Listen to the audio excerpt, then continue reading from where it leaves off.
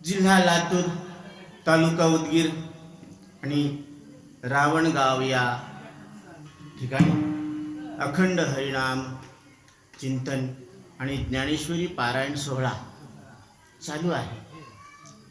दुसरं वर्ष आहे आणि योगायोगानं दुसऱ्या दिवशीची सेवा करण्याचा एक अवसर मिळालेला आहे, एक संधी मिळालेली आहे. आणि या संधीमध्ये आपण सगळे भाग्यवान आहोत की आपण माऊलीच्या अभंगाचं चिंतन करण्यासाठी त्या निमित्तानं आपण इथं एकत्र आलेलो आहोत. तर हे आपलं परम भाग्य आहे. का? कारण आपल्याला मनुष्य देह मिळालेला आहे. मानव तन अनमोल रे, इस मिट्टी में ना तोल रे, अब तो मिला है फिर से मिलेगा, कभी नहीं कभी नहीं कभी नहीं रे, कभी नहीं कभी नहीं कभी नहीं रे. मानव तन अनमोल इस मिट्टी में ना तोल रे, अब तो मिला है फिर से मिलेगा, कभी नहीं कभी नहीं कभी नहीं रे. काय म्हणतात महाराज? अनमोल असा नरदेह मिळालेला आहे. आणि आपण काय केलं? कारण अनमोल असा नरदेह मिळाला. कारण देवानंतर दुसरा नंबर कोणाचा जर लागत असेल तर मानवी देहाचा लागत असतो. कारण या मानवी देहामध्ये नारायणाची ओळख करून घेता येते. नरदे निदान लागले हाती,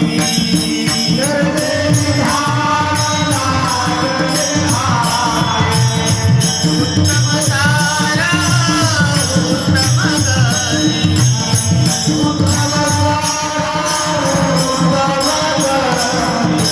देवाची हो मनती देवती,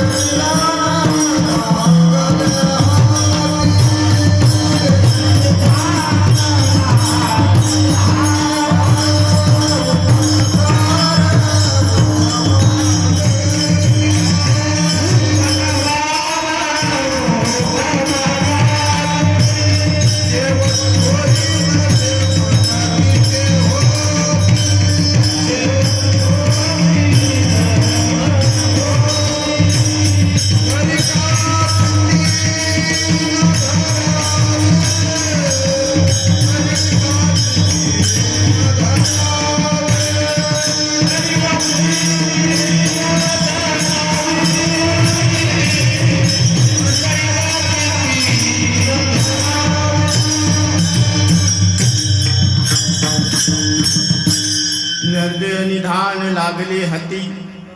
नरदेह निधान आहे. आणि गीतेचं निधान काय आहे माहिती? आजी श्रवणेंद्रिय पाहले, जे येणे गीता निधान देखिले, आता स्वप्नची परी हे तुकले साचा सरीसे.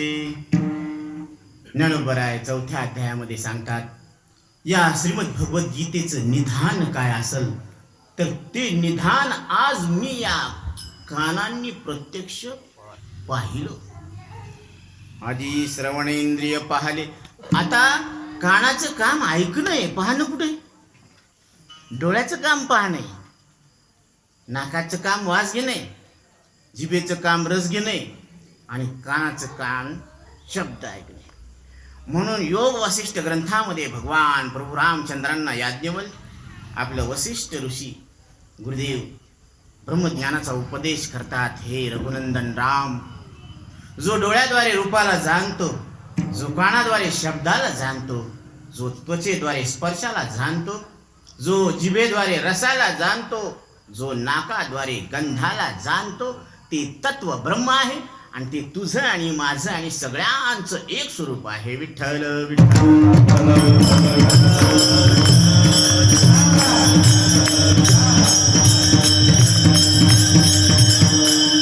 म्हणून हे तत्व ब्रह्म आहे. आणि हे ब्रह्म हे भगवद्गीतेचं निधान आहे. आणि ते आज मी या कानांनी पाहिलं. आपल्याला कल्पना करा, कोणाला तरी न मरण्याचं स्वप्न पडतं का? आता कोणाला मरावं वाटतं का? नाही वाटत. अगा मरहा बोलू न साहती आणि मेल्यावरी बोभाती गा. मजला आगी दुःख भावे ऐसे कोणी न भावे जीवे. मला दुःख व्हावं अशी कोणाची इच्छा आहे का? मला दुःख व्हावं याच्यासाठी कोणी प्रयत्न करतं का? पण हटकून दुःख पदरात पडल्याशिवाय राहत नाही. आणि मला सुख व्हावं अशी कोणाची इच्छा नाही? प्रत्येकाची इच्छा. कोणी जे प्रयत्न करायला लागले ते कशासाठी करायला? कोणालाही विचारा, तुम्ही नोकरी करायला कशासाठी? सुखासाठी. घर बांधायले कशासाठी? सुखासाठी. लग्न करायले कशासाठी? सुखासाठी. किती आवतन होते आज, कुठे गेले ते?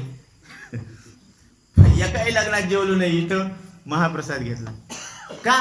सुखासाठी. प्रसाद, कारण प्रसादामध्ये जे सामर्थ्य आहे ते लग्नाच्या जेवणात कुठे? तिथं सात्विकता कुठे? म्हणून प्रत्येक जण जे काही कर्म करायला लागलं, क्रिया करायला लागला, व्यवसाय करायला लागला, व्यवहार करायला लागला, त्याला अनेक काय आहेत, वाटा आहेत. हे कशासाठी? फक्त सुखासाठी. मला सुख व्हावं आणि मला दुःख होऊ नये. बरं, दुःख नसावं का दुःख ज्याच्यामुळं होतं ते बी सुद्धा नसावं? बोला की हो, बोलायला पाहिजे. कारण जोपर्यंत तुम्ही बोलत नाही ना तोपर्यंत पुढे जाता येत नाही ना. तुम्हाला कळायलं का नाही कळायलं, आम्हाला काय कळायलं? कशासाठी हे सगळं?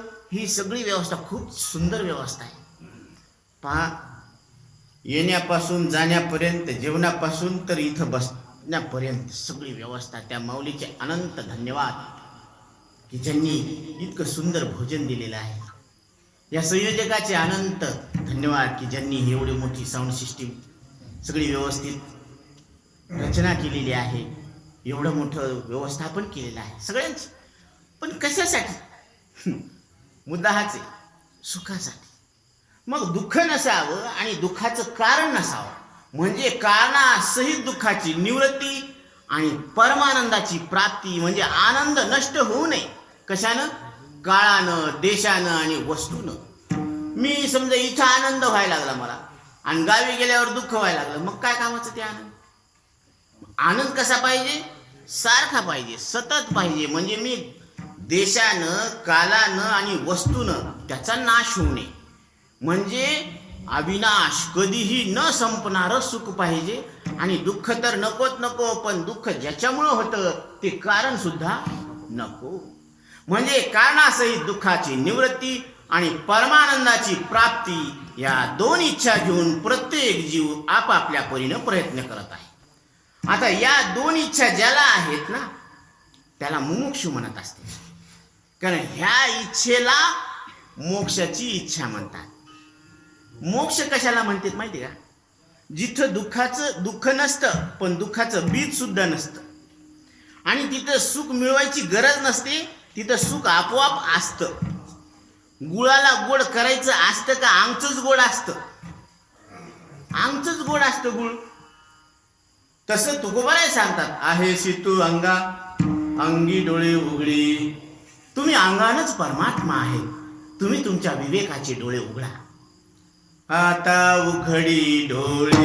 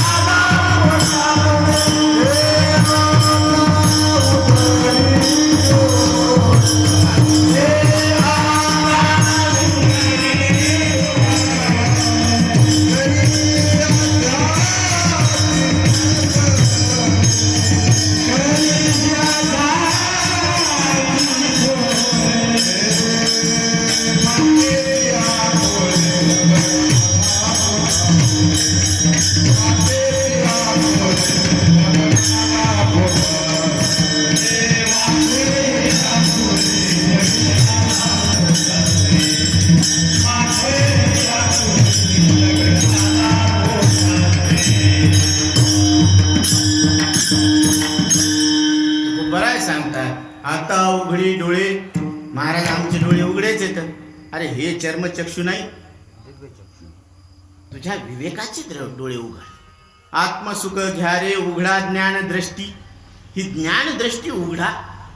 कारण एक माणूस सोनाराकडे गेलं आणि त्यानं अर्धा किलोचा कुत्रा होता आणि पाव किलोचा खंडोबा होता.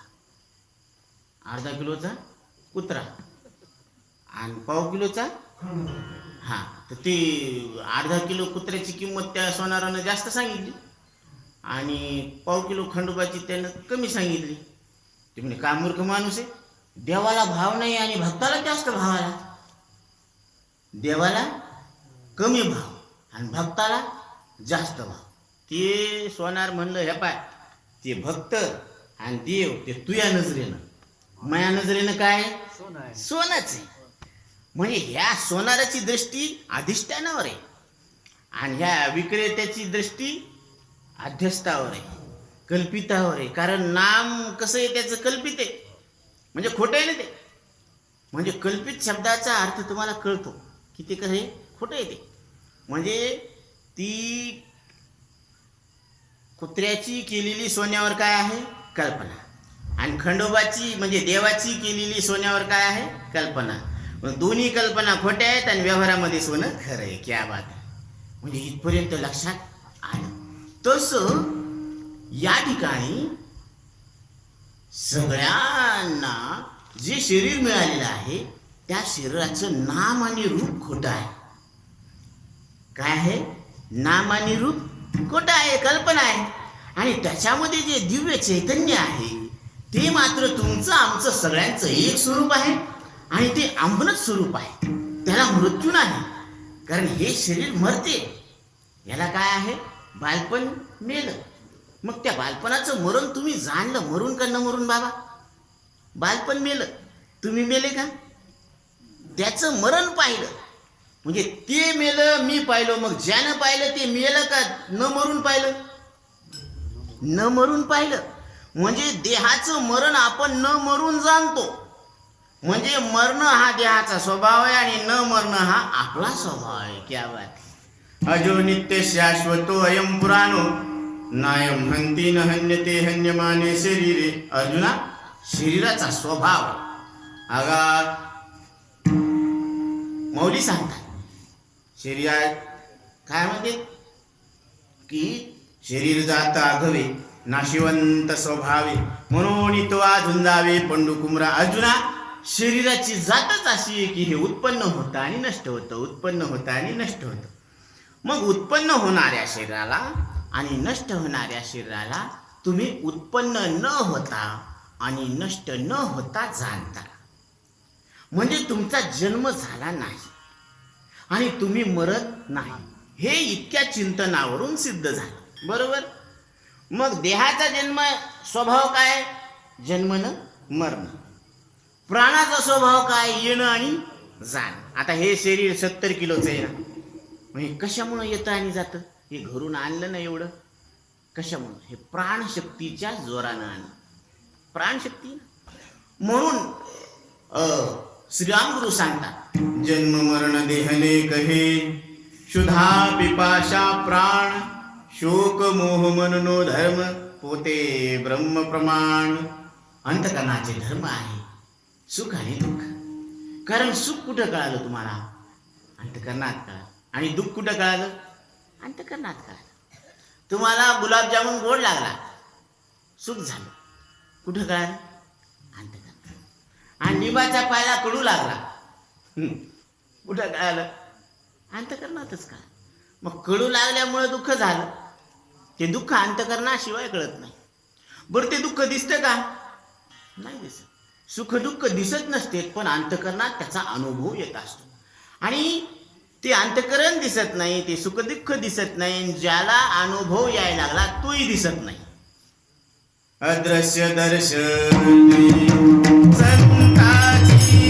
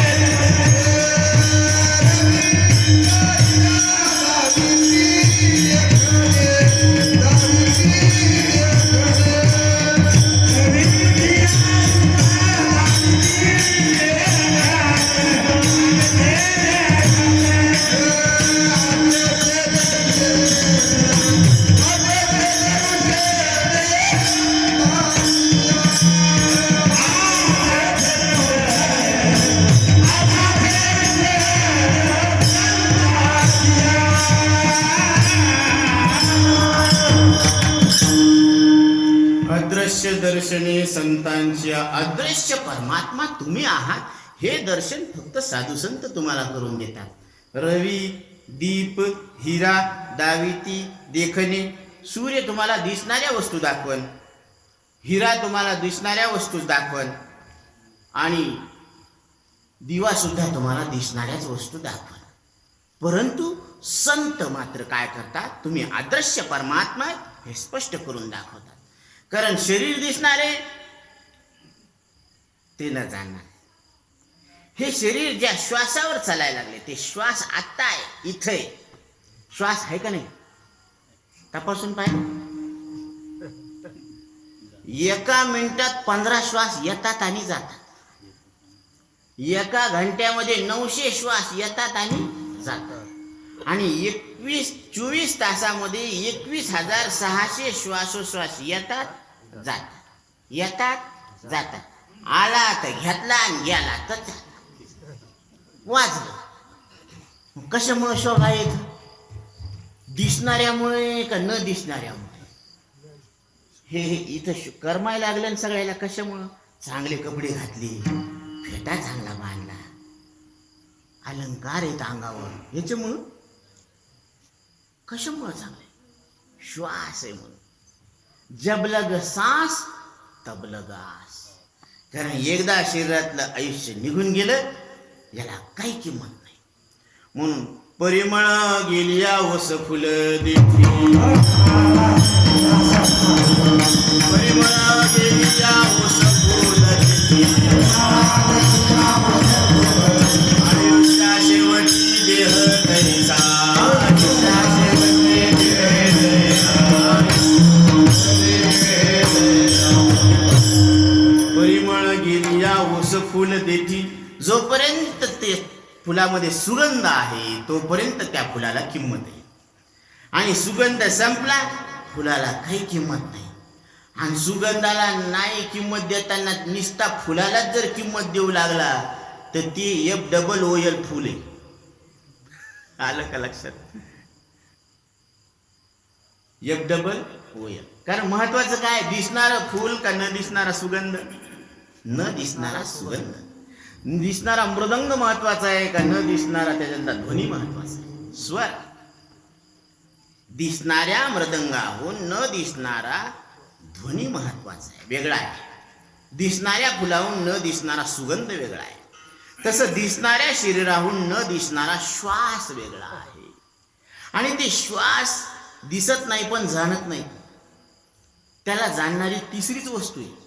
आणि या दोघांचा हिशोब ज्या मनामध्ये येते, मन आता आहे, इथं आहे, तुमच्या जवळ आहे, तुम्ही त्याचा वापर करता. तुम्ही त्याचा वापर करता.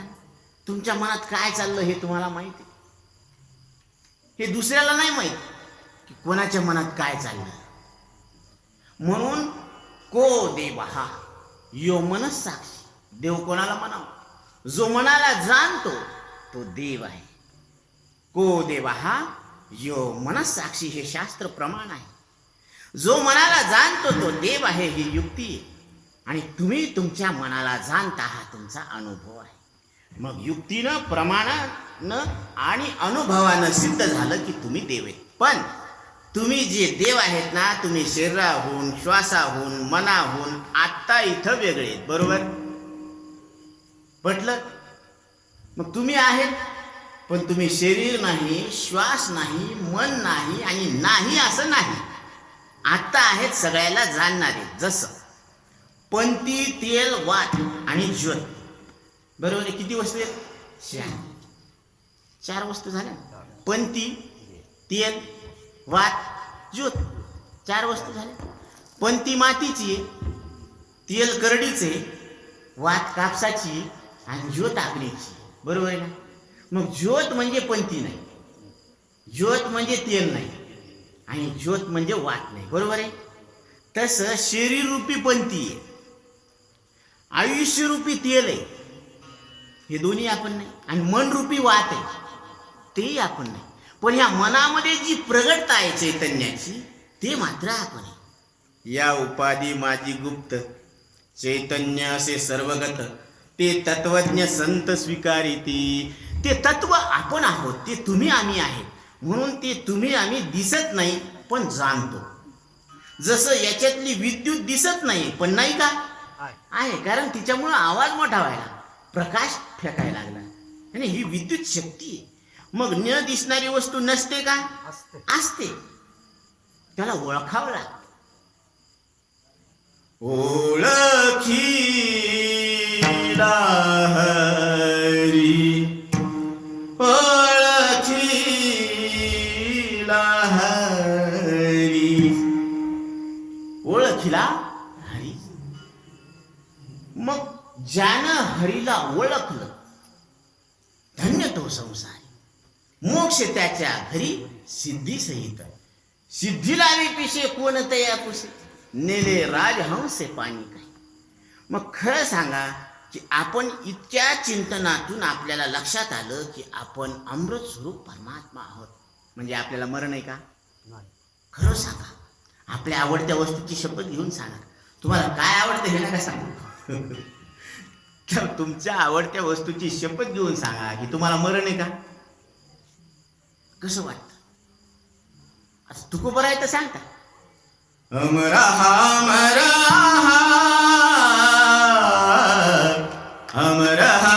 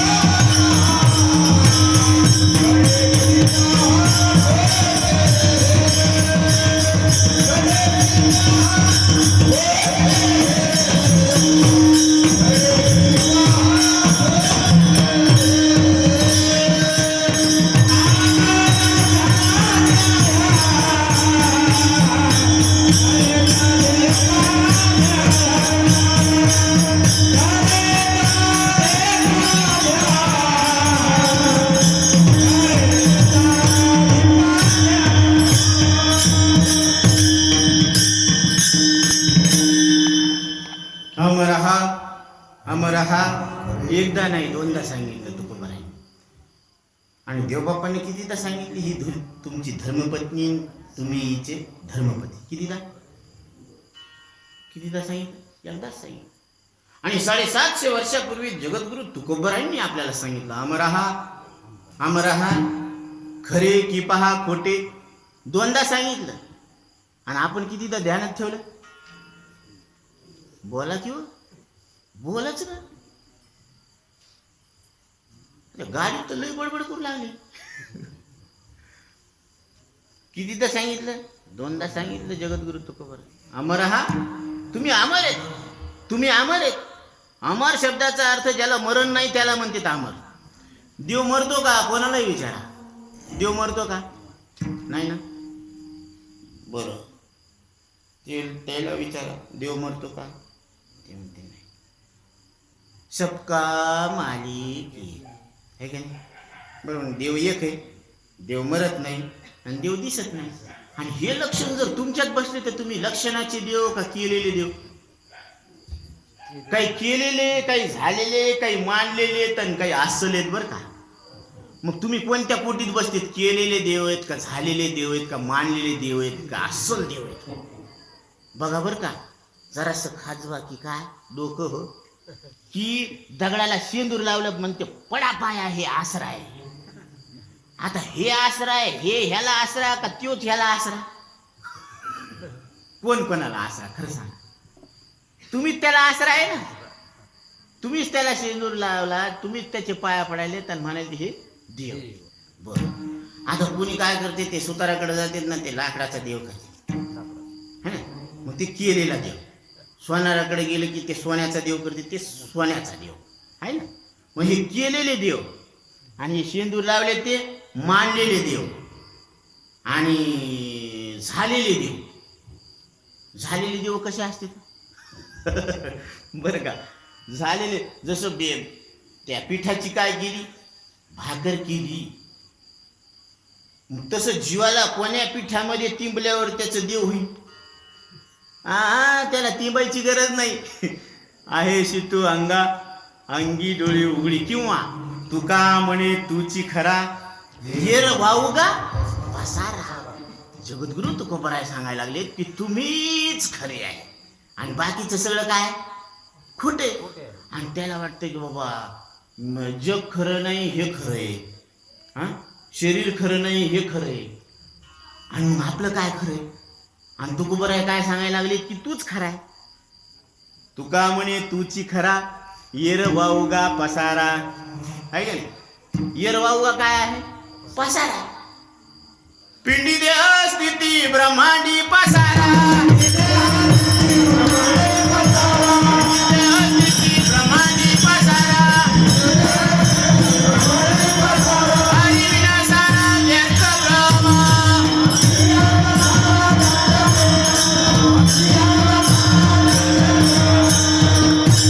पिंडी देह स्थिती ब्रह्मांडी पसारा, हरी विनसारा व्यर्थ भ्रम. एक पिंड म्हणजे सगळ्या जगाचा त्याच्यामध्ये ब्रह्मांडाचा काय आला, हिशोब आला. आता सगळा भात शिजला हे कसं समजायचं, का सगळंच हाटायचं एक एक एक एक एक. एका शिते कळे भात नाही हाटावे लागत. बरोबर आहे ना माऊली. तसं एका पिंडाचा जर विचार केला तर सगळ्या ब्रह्मांडाचा विचार त्याच्यामध्ये आला. मग एक पिंड जर बदलणार आहे, मरणार आहे, न जाणणार आहे, आणि ते तुम्ही नाही, आणि त्याला जाणणारे तुम्ही त्याच्याहून कसे आहेत, वेगळे. कधी, आत्ता, कुठं, इथं. कोण कोण, सगळेच. म्हणजे सगळेच देहाहून कसे येतं, वेगळे येतं. आणि देहाहून वेगळे येत म्हणल्यावर देहाला सोडून मरण नसतं बरं का. देहाला सोडून मरण नसतं. आणि देहाला सोडून तुम्ही म्हणल्यावर डायरेक्ट इनडायरेक्ट तुम्ही मरणाला सोडून आहे का नाही. मग जगद्गुरु तुकोबराय काय म्हणले, आमर हा खरे की पहा खोटे. आबा आम्ही म्हणतो म्हणून तुम्ही मानू नका. तुम्ही खरं आहे का खोटं आहे बुद्धीच्या कसोटीला जरा तपासून बघा, खरं आहे का. नाही तर उगच आम्ही म्हणतो म्हणून तुम्ही भले बाई भले चलू द्या करोबी टलाटल हिंगण भेटत, तसं नाही आमच्याकडं.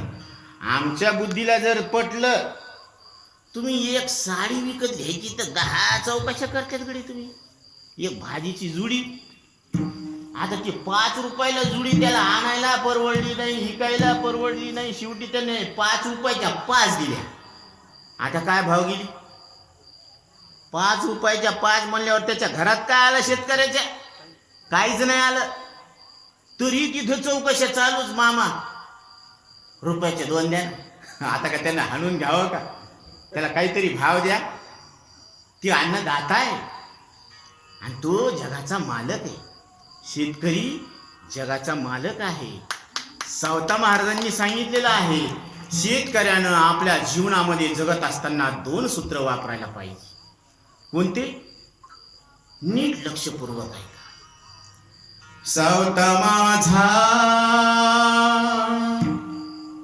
ज्ञानाचा सागर, शेतकऱ्याला तूच दिला धार. निष्काम कर्म करावे, नाम विठ्ठलाचे घ्यावे, तेने तुटे रे बंद हे भवाचे, तेने तुटे रे बंद हे भवाचे. हे सावता महाराजांनी, संत शिरोमणी सावता महाराजांनी प्रत्येक शेतकऱ्याला जीवन जगत असताना दिलेले 2 सूत्र आहेत. आणि सगळ्यांना आनंदाची बातमी म्हणजे सावता महाराजांचा एक ग्रंथ आहे, सावता महात्म्य. तो लवकरच सार्थ सावता महात्म्य प्रकाशित होणार आहे. तर ज्यांना शेती करायची, त्यांनी शेती कशी करावी याचे फार अनमोल असं मार्गदर्शन सावता महाराजांनी सांगितलेलं आहे. एकदा तुम्ही अवश्य वाचून पहा, तो ग्रंथ विकत घ्या, पारायण करा. त्याचं पारायण कशासाठी करायचं? आपल्या जिभेतून ते शब्द जायला पाहिजे. आता हे ज्ञानेश्वरी पारायण सोहळा का माहिती का?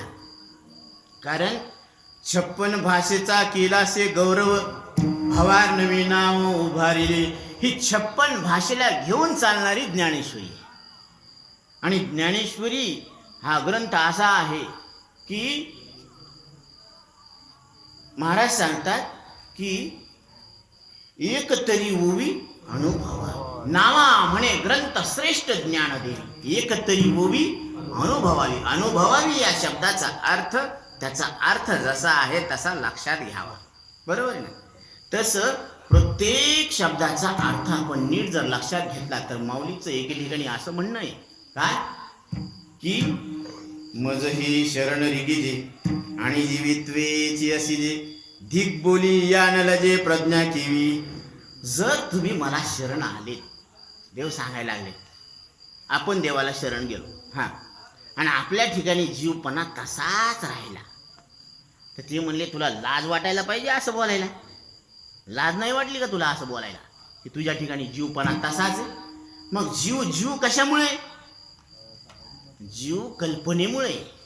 कल्पना विद्यातेने झाला जीव, कल्पना विद्यातेने झाला जीव, मायोपादी शिवा बोधी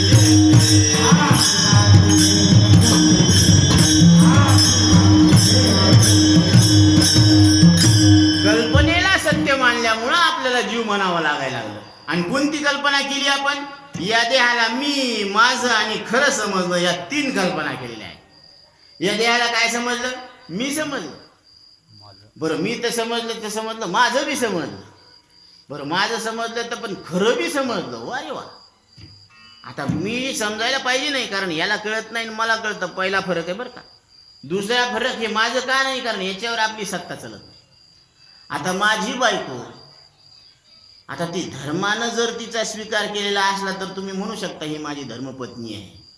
बरोबर आहे? तर धर्मानं काय दिलं तुम्हाला? अधिकार. कोणालाही म्हणू लागली माई बायको तर लोक मारतील ना खटरानं. हक्क चलतो का? हक्क आपला नाही चलत. तसं देहावर आपला हक्क चलतो का? वाटलं होतं का काळ्याचे पांढरे व्हावं आणि झाले नाही का? आवडतं का म्हातारपण आणि आलं नाही का? आवडतो का रोग, मृत्यू? आवडतो आणि आल्याशिवाय राहत नाही. मग आता काय करावं? पदरात पडलं झोडण हसून करावं गोड. काय करता आता? म्हातारपण आलं ना. आवडतं का? बरं, भाव वाटलं का? म्हणजे हे याच्या पद्धतीनं चलतं का आपल्या पद्धतीनं चलतं? हे याच्या पद्धतीनं चलतं, म्हणून हे आपल्या हातात नाही. म्हणून हे माझं नाही, हे मी नाही आणि हे खरं नाही. कारण हे आता आहे, झोपेत नाही.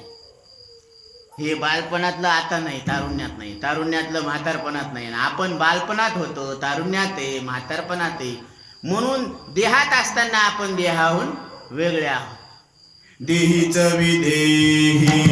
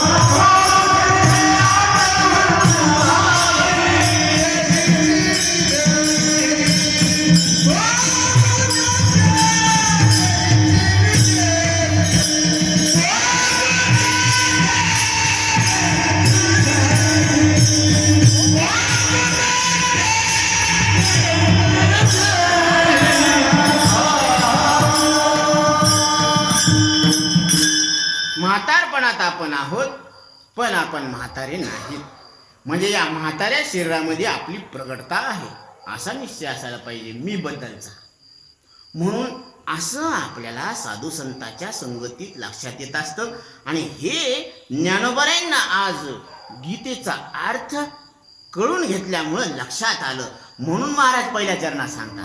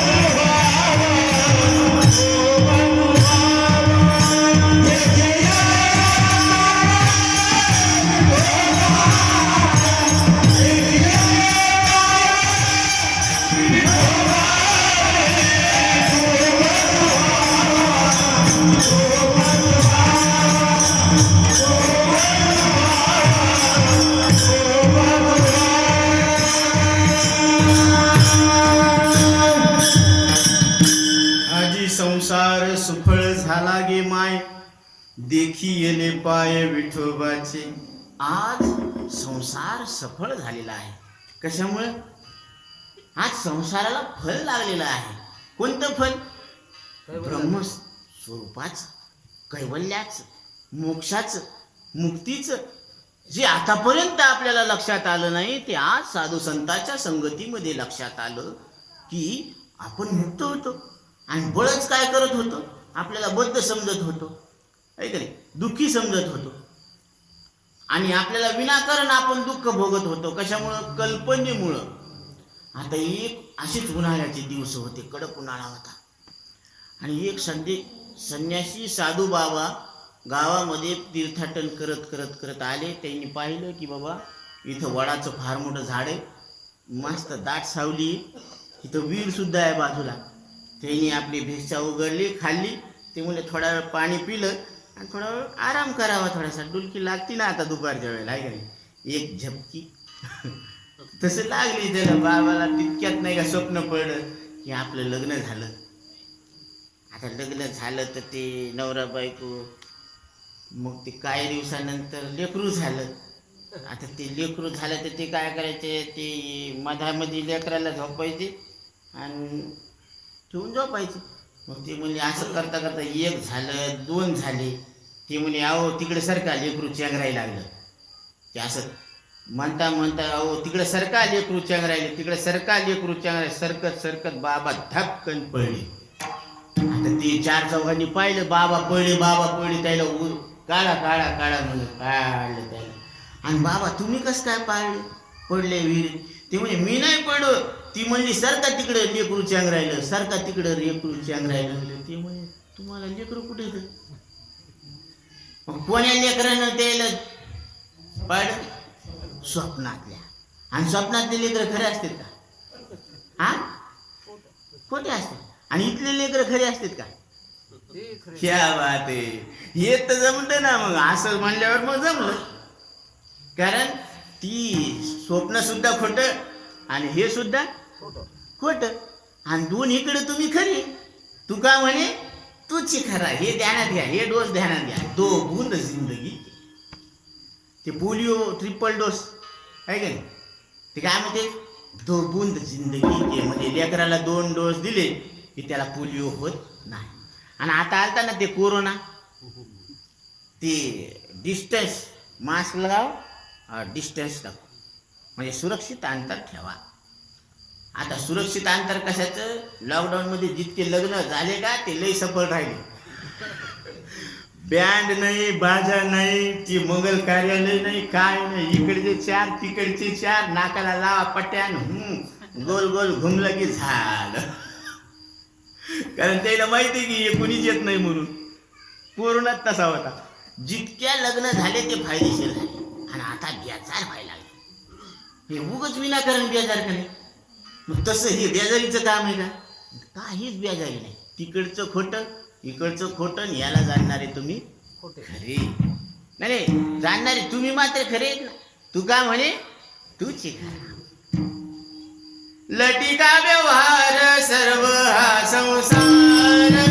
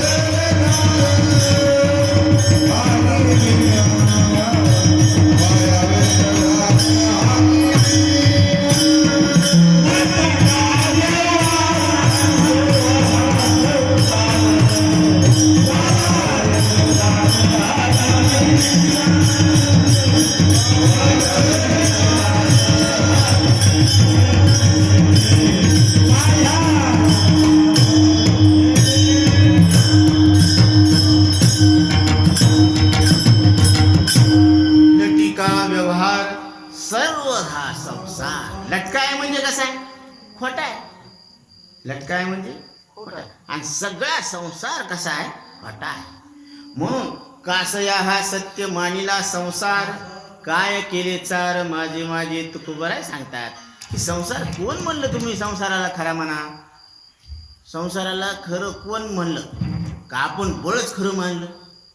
आपणच बळच खरं मानायचं. आता सावलीला खरं मानायचं असतं का ती नुसते दिसायलाच असतं ते?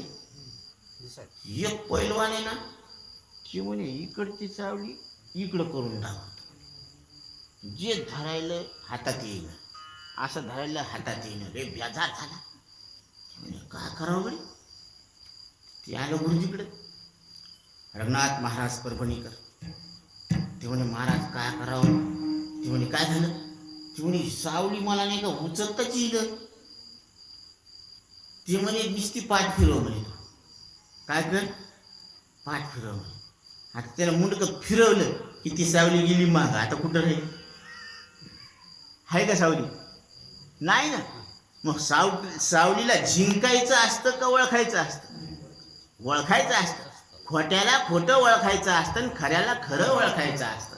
म्हणून श्रीमद भगवद्गीता सांगते नासतो विद्यते भाव ना भावो विद्यते सतः उभयोरपि द्रष्टंतस्त्वनयोस्तत्वदर्शिभिः. अर्जुना म्हणून विनोबा भावे आपल्या गीताईमध्ये सांगतात नसे मिथ्यास अस्तित्व नसे सत्यास नाशी निवाडा देखिला संती या दोहीचा अशा परी. कशा परी तर अशा परी. काय खऱ्याला मरण नसतं आणि खोट्याला अस्तित्वच नसतं. ती म्हणतात ना खऱ्याला मरण नसतं हो. खऱ्याला मरण नसतं हो. आणि खरं कोण आहे. तूच आहे ना. खरं कोण आहे. तुम्हीच खरे येत. आणि काय म्हणतात खऱ्याला मरण नसतं आणि खरे तर तुम्ही आहे म्हणजे तुम्हाला मरण नाही. पण एवढं सांगून समजून सुद्धा नीट लक्षात घेत नाही. याला काय करावं मग आता. म्हणून महाराज सांगतात की लतिका व्यवहार सर्व हा संसार वाया येरझार हरिवीन. असं लक्षात आल्यानंतर तो परमात्मा आपलासा होत असतो आणि तो आपलासा व्हावा. बरं आता लक्षात घेतल्यावर जर आनंद झाला न मरण्या इतका. न मरण्या इतका आनंद कशात आहे बरं. कशातच नाही. आणि ते आज तुमच्या आमच्या सगळ्यांच्या लक्षात आलं. आणि हाच आनंद जर नित्य टिकून ठेवायचा असेल तर काय करावं हे दुसऱ्या चरणात मान.